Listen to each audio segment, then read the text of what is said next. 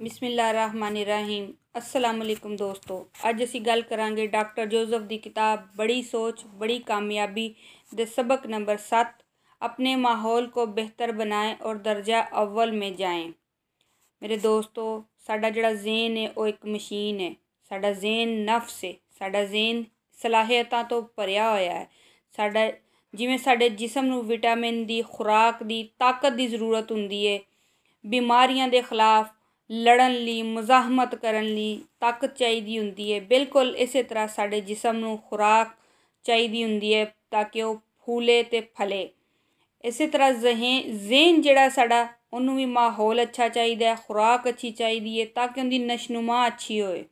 इत्थे doctor Joseph एक मिसाल पेश करते हैं। दो मियाँ बीवी, उन्होंने कुछ लोगों को दावत ते बुलाया तो उन्होंने देखा कि बहुत अच्छे अच्छे लोग आए ने। असी जो उन्होंने दावत ते गए असी हैरान रह गए, क्योंकि साढ़े ज़हन च सी वो बड़े पढ़े लिखे अच्छे लोग ने ते वो वड्डे लोगों को बुलाएंगे जिन्हां दे विच कारोबारी ताजर वगैरह लोग होणगे। लेकिन जो दावत के बाद असी उन्होंने पूछया कि तुसी इन्हां लोगों को क्यों बुलाया, जिन्हां दे विच शामिल सीगे इंजीनियर, डॉक्टर, उस्ताद, मजदूर, मेहनत मुशक्कत करने वाले छोटे तबके के लोग। उन्होंने दसिया असल दे विच असी एक सुपर स्टोर चलाने आ।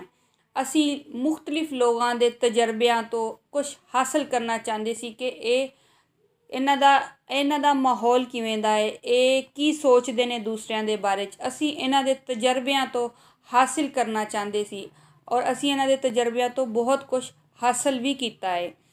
इस तरह मेरे दोस्तों, मैं तुहानू दसां, सानू भी अपने माहौल नू बेहतर बनाने लई बेहतर सोचना चाहिए है, अच्छे लोगों नाल मिलना चाहिए है, अपने इर्द गिर्द के माहौल नू बहुत साफ सुथरा ते अच्छा करन दी पूरी कोशिश करनी चाहिए है। जिवें असी अपने जिसम नू जहर तो बचाने लई बड़ी कोशिश करने आ, क्योंकि जहर जिहड़ा है वो इंसान के जिसम ते फौरन असर करता है।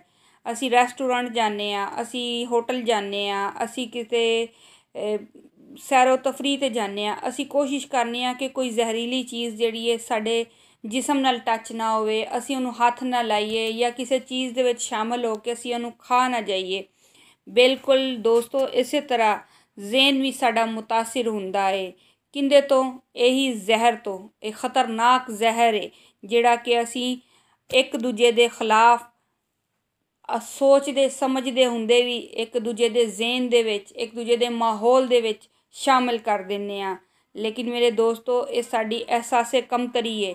अगर हम असी इन्हां चीज़ां नू समझिए, इन्हां चीज़ां नू जानिए तो कदी भी इस तरफ ना जाइए, बल्कि अपने ज़हन नू अच्छे तरीके, अच्छियां गल्लां, अच्छियां सोचां वाले लैके जाइए ते हकायक नू यानी हकीकत ते मबनी हो के असी कोशिश करिए कि इन्हां चीज़ां नू वेखिए। मेरे दोस्तों, तुहानू मेरी कोई गल पसंद आई होए तो मेरे चैनल नू सबसक्राइब, लाइक ते कमेंट जरूर करिया जे।